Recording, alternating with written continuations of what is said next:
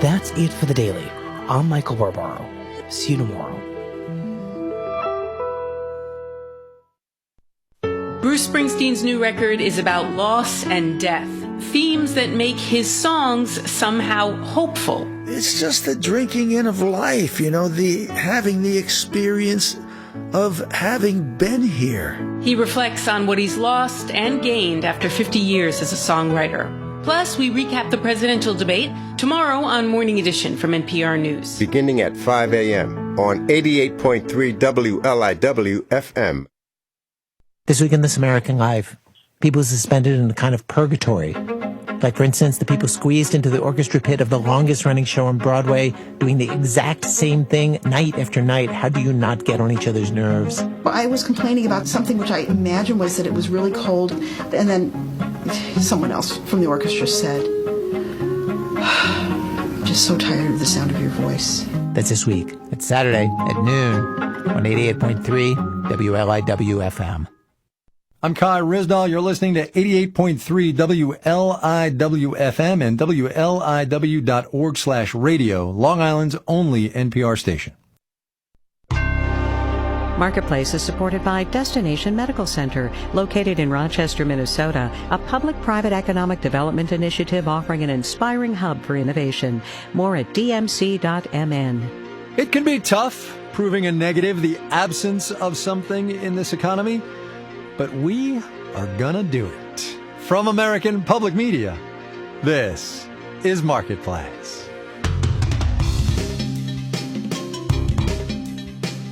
Marketplace is supported by TD Ameritrade. For a trading platform that fits you, you can try Thinkorswim's fully customizable screeners, charting, and forecasts. More at tdameritrade.com/Thinkorswim. And by Babbel, teaching real-life conversations in new languages like Spanish, French, or Italian using interactive dialogue and speech recognition on the app or at babbel.com. And by Mimecast, offering cloud email security. Mimecast is dedicated to protecting companies from spam, phishing, and other email-based cyber threats. More at mimecast.com. Relentless protection, resilient world.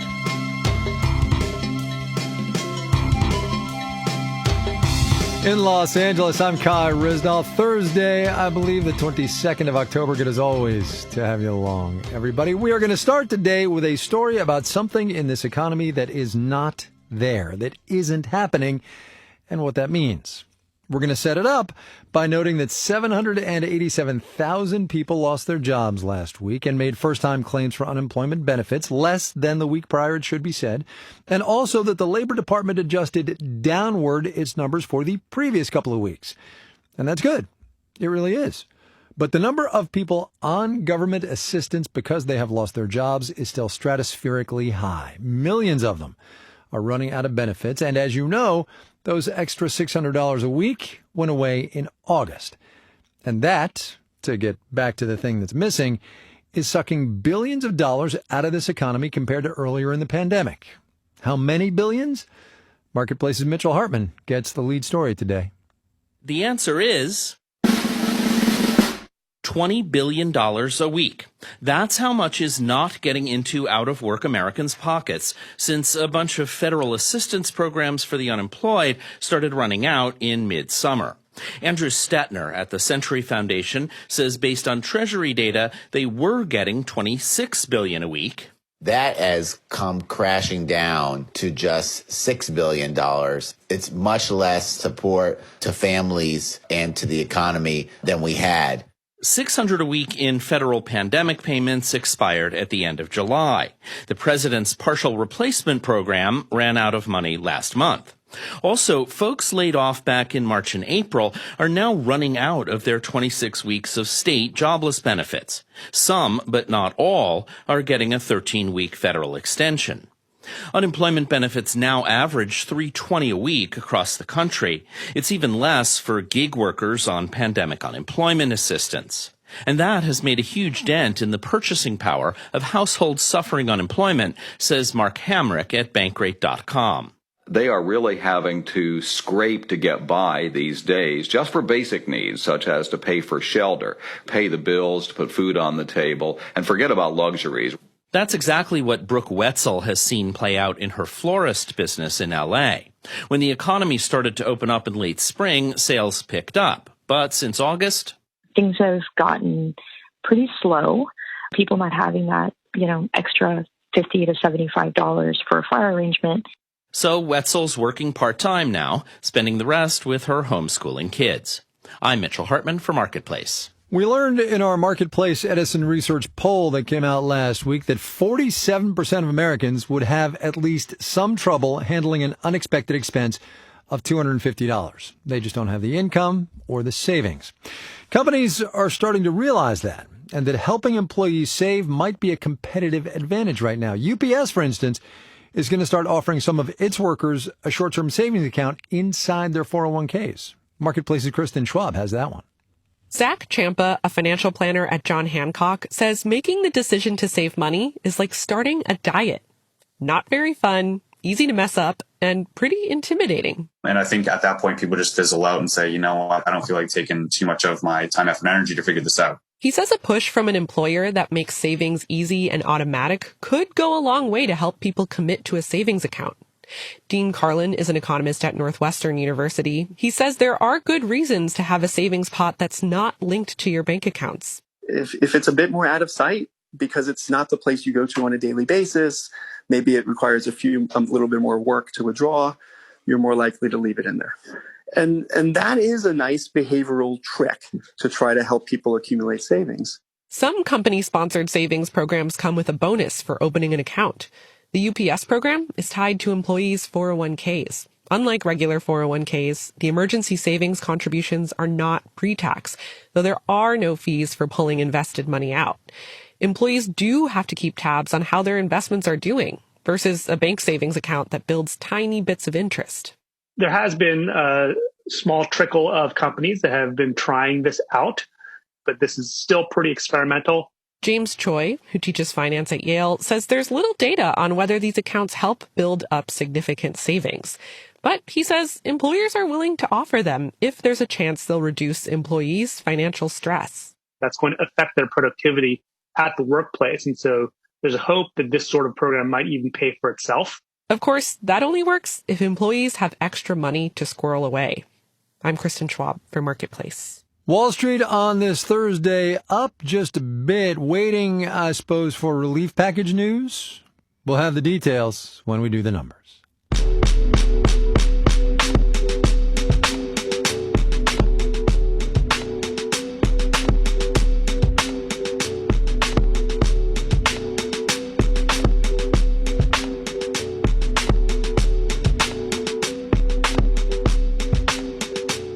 I mentioned briefly last week on the program an item from Fitch, the ratings people, that this country's credit rating could suffer, making borrowing more expensive, of which we're doing a lot, by the way, borrowing.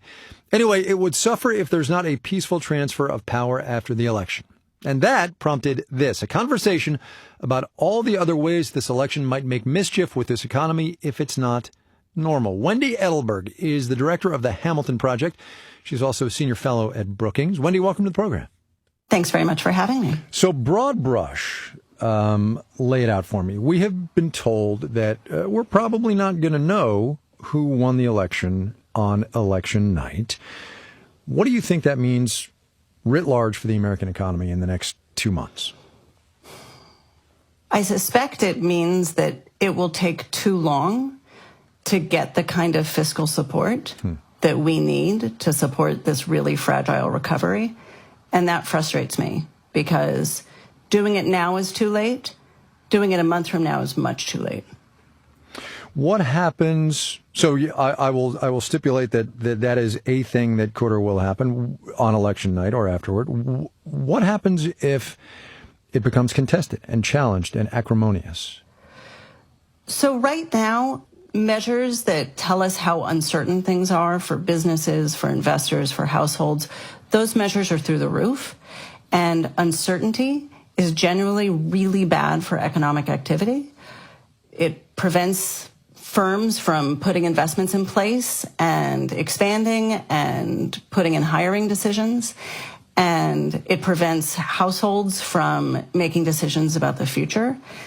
and we're just going to create one more really significant headwind if November and December, for that matter, is that much more an environment of uncertainty layered on top of the immense uncertainty we have because of the pandemic. Mm-hmm. I say on this program all the time, and regular listeners know this, the stock market is not the economy. I do wonder, though, beyond the real economy measures that you have laid out in that answer, what do you imagine stock markets will do, just because a lot of people look at that as an indicator? So you're absolutely right. The stock market is not the economy, and the stock market is giving us all sorts of incorrect signals right now, and it wouldn't really surprise me if it continued to give us really incorrect signals. As much as uncertainty and a contested election would be really bad for small businesses, for individual households, it may well be good for some of the large firms that are driving the stock market gains. That's really hard to know. And I'm also guessing that people who hold equities are pretty aware of the issues that you and I just talked about. And so my thought is that that's mostly baked into the stock market. And so those investors are expecting things to be pretty chaotic for a couple of weeks after the election. And I would expect things to basically move sideways. I mean, which is to say the flip side, that if we get a clear outcome and uncertainty is largely resolved very quickly, I can imagine that being fabulous for the stock market. Let me point out that if he loses, President Trump will still be president for 2.5 months, right? Election day to the 20th of January. Contested election aside, challenged election aside, random tweets aside, he's still the president with full executive authority to influence this economy. So maybe this means that with all of these issues leading up to the election off the table, because that uncertainty is resolved, I don't know, maybe we can hope, maybe policymakers will then come together and do the right thing. I've been asked before, what will you tell policymakers on January 20th to do to support our economy? And the first thing I'll say is get in a time machine and go back 6 months to support the economy then. So I have grave concerns about policymakers waiting until January to pass the kind of fiscal support that the economy needs right now. Wendy Edelberg, she is the director of the Hamilton Project, also senior fellow at the Brookings Institution. Wendy, thanks for your time. I really appreciate it. Thanks for having me.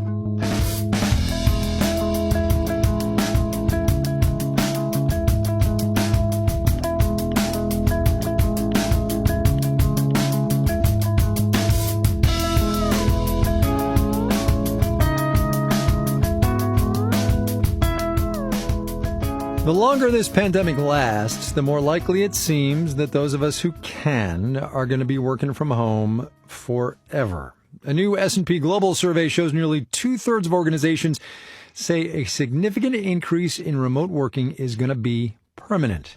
Granted, there are many who love working remotely. No commute, more flexibility, pajamas. But Marketplace's Marielle Segarra heard from a lot of people who have found it real challenging. Richard Fine began our conversation with a warning about the hammering sound I was about to hear. His downstairs neighbor has recently undertaken some construction. That's just, the joys of working from home. Fine, who talked to me from the bedroom of his Manhattan apartment because his wife and son were working and learning remotely in the other rooms, is an executive at ZocDoc, the doctor appointment booking site. We have committed to the full company that we will not mandate people to come back until Labor Day of 2021. And Fine doesn't love working from home. No, I think it's a pretty inferior form of work. Remote working is leaving Naila Khan kind of frayed, too. She's the head of talent at the healthcare company Eden Health and a single mom living in a small apartment in Queens with her 6-year-old daughter who's doing school online. I feel like I'm a meaner mom to her because my patience is immediately low now compared to before. And my stress is incredibly high. And she claps back pretty hard. She's like, "Mommy, you just yelled at me. That was not nice." She is grateful that she gets to spend more time with her daughter. At the same time, she misses interacting with her colleagues in person. So does Kate Adams in Milton, Massachusetts. She's a marketing executive at a tech company called Drift. She has friends at the office. You know, Fridays at 4 o'clock, send up the bat signal, and we'd go join each other in the kitchen and grab a glass of wine and hang out and just decompress. I miss that desperately. Last she heard, the office probably won't reopen until June. So for now, she and her coworker have come up with this game. We have a contest sometimes when we're on Zooms, if we can make each other laugh. They even keep score. It's not the same, but it's the best they've got right now. I'm Marielle Segarra for Marketplace. You can hear Marielle on the Marketplace Morning Report every now and then, too, you know. David Brancaccio and the gang on the early shift. Everything you need to know to start your economic day. Check it out.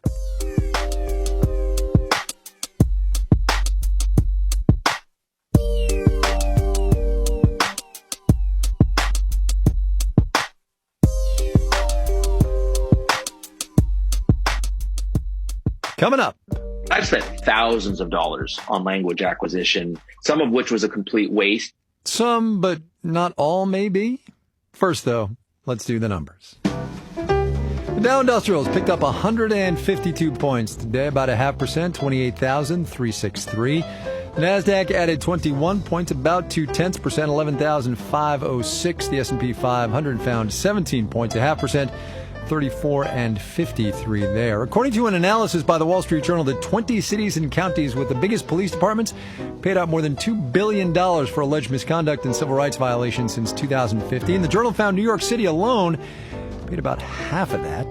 The National Association of Realtors says sales of existing homes rose 9.4% in September, slightly more than expected, but there's only a 2.7-month supply of homes to buy, the lowest since that group began keeping track in 1982. You know what that means, right? Supply, demand. Prices are going up for houses. You're listening to Marketplace. Marketplace is supported by Progressive Insurance, offering coverage options as unique as your business. Progressive covers companies of many sizes and specialties. Learn more at progressivecommercial.com. And by C3.ai. C3.ai software enables organizations to use artificial intelligence at enterprise scale, solving previously unsolvable business problems. Learn more at C3.ai. And by Charles Schwab. Schwab's financial consultants offer a modern approach to wealth management with personalized advice, tax-smart investing strategies, retirement planning, and more, all tailored to the specific needs and lifestyle of their clients. Learn more at schwab.com.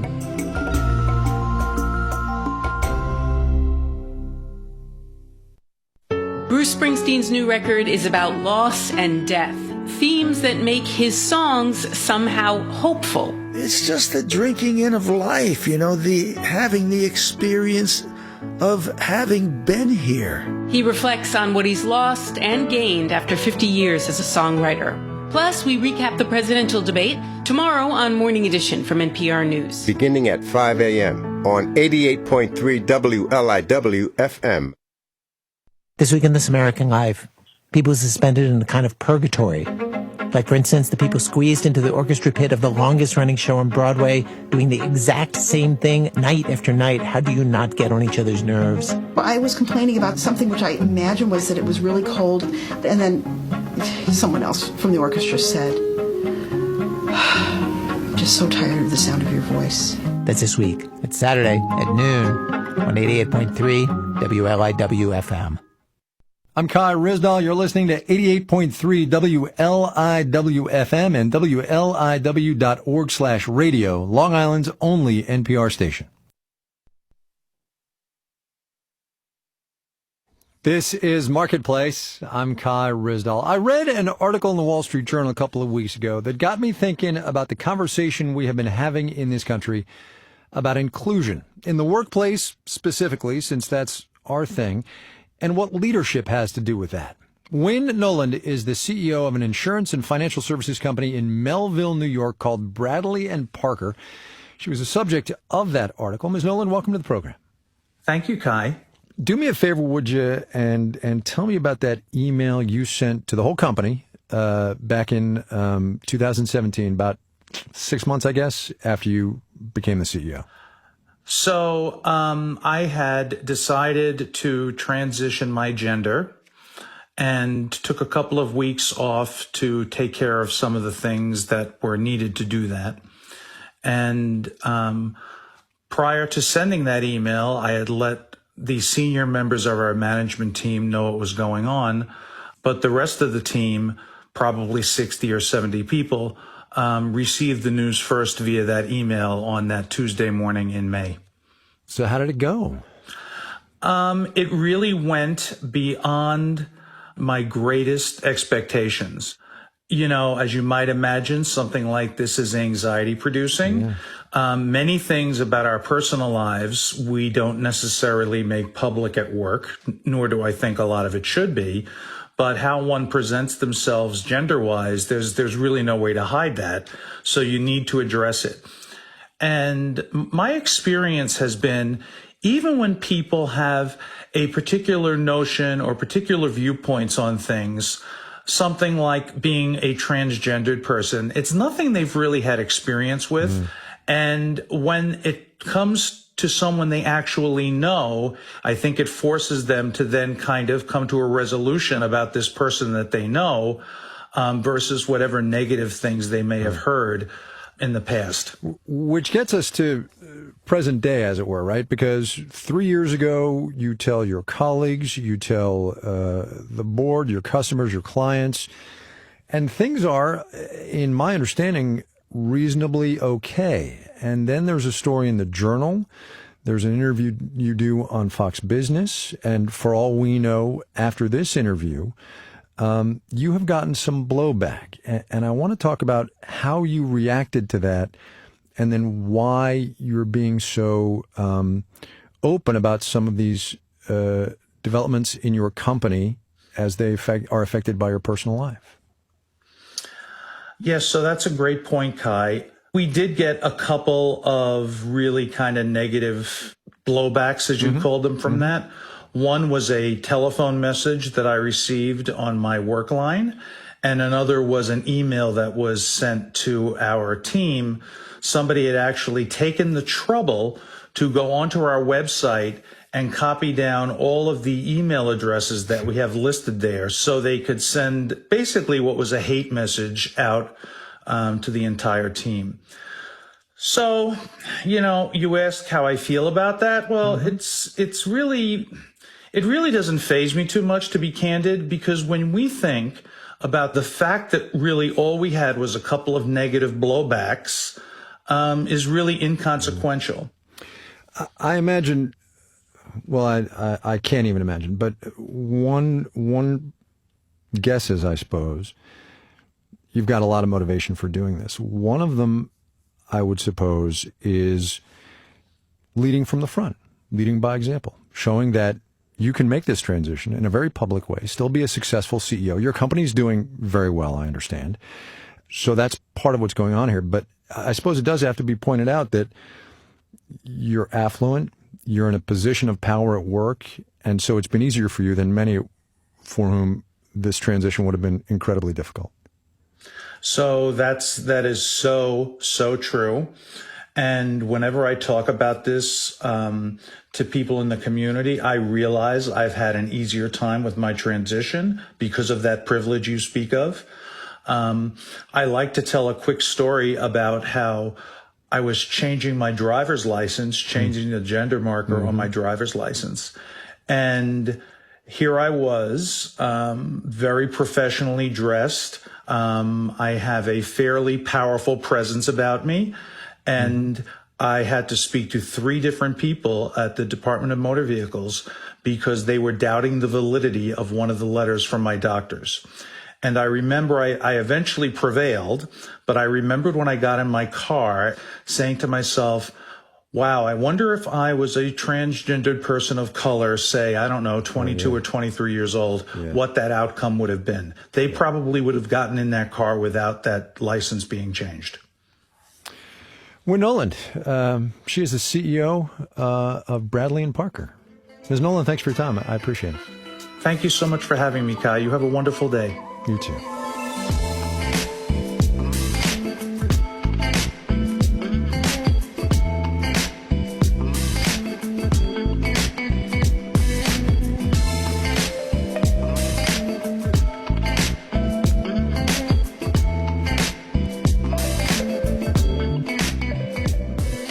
Lockdowns are coming back in one form or another in some parts of the country as the number of virus cases goes up, which means, just like it did in the early days, a lot of people are going to be looking for something to fill the time, work on a project, learn a new skill, maybe a language. That's what those language learning app companies are noticing, more potential users, so developers are trying to find new ways to engage them. Duolingo's bid for more ears? That now tried and true audio formula, a true crime podcast in Spanish. Marketplace's Andy Euler has that one. The story is about a bank heist in Buenos Aires, Argentina in 2006. It was the dog days of summer, and most of the city was on vacation. But not Rodolfo Palacios. Eran mis primeros meses. We knew that true crime was just such a popular genre. Michaela Crone is a spokesperson for Duolingo who worked on the podcast. We were trying to think through, like, how do we adapt this unique format that we've created for language learning and add in this true crime element to kind of cross those over. Clearly, the pandemic presented an opportunity to grow the business. As lockdown orders came into place around the world in March, she says Duolingo saw a 100% increase in new users. Eric Linthorst has been trying to learn Spanish for about 3 years now. I've spent thousands of dollars on language acquisition, some of which was a complete waste and some of which was super valuable. He says he used to use Duolingo quite a bit, but ran out of free content a while ago. The app is free, but you can pay for a subscription to unlock more stuff.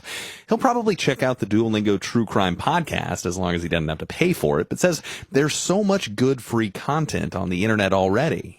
Sean Lowen teaches language acquisition at Michigan State University. He says language programs tend to overpromise, whether you're paying or not, but the long-form narrative might work. Any exposure to the target language is good. If you understand the larger sense of things because part of it has been told to you in English, and then you hear something in Spanish, you're more likely to understand that because you're able to kind of fill in with some of your other background knowledge. Especially when it comes to vocabulary and simple phrases. He says straddling the line of entertainment and education is something these apps do well. But whether you'll be ready for that trip to Barcelona in 2022 is another question altogether. I'm Andy Euler for Marketplace.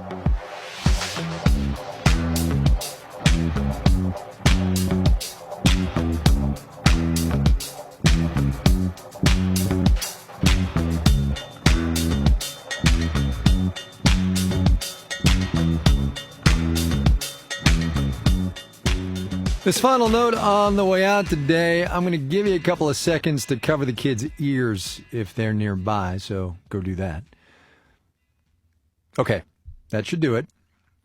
I'm sorry, Virginia, but there is no Santa Claus this year. Breaking a tradition that dates back to the 1860s, there is not going to be a Santa Claus at the Macy's flagship store in New York City, or the one in Chicago, or the store in San Francisco. Pandemic, of course. The chain is going to do an online thing. You can tour his virtual workshop and take a selfie with him, I guess. And he'll still be there at the end of the Thanksgiving Day parade, but, bummer.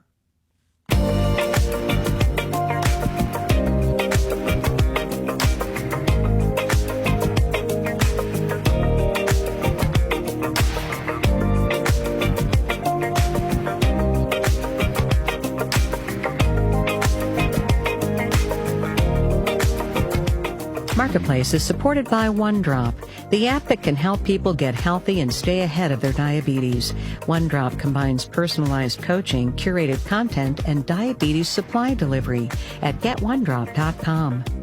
And by Avalara, simplifying sales tax compliance with cloud-based solutions. Avalara automatically integrates with more than 700 of the most widely used ERP and e-commerce solutions.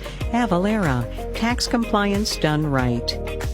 And by TIAA, who knows clients' passion will never run out, nor will TIAA's commitment not only to get clients to retirement, but through it. More at TIAA.org/neverrunout. And we are out of here, but not without your Thursday moment of economic context. A quick follow-on to where we started. Joblessness, Mitchell's story and what that means for the wider economy. As I think we pointed out before, there is an official measure of exactly how many people are getting government unemployment assistance in total. It's called Persons Claiming UI for Unemployment Insurance Benefits in All Programs. So for the week ended October 3rd, 23,150,427 people out of work. Amir Bibawi, Siobhan Brett, John Buckley, Eve Epstein, John Gordon, Kat Green, Rick Carr, and Betsy Streisand are the Marketplace editing staff. I'm Kai Rizdal. We'll see you tomorrow, everybody. This is 8 p.m.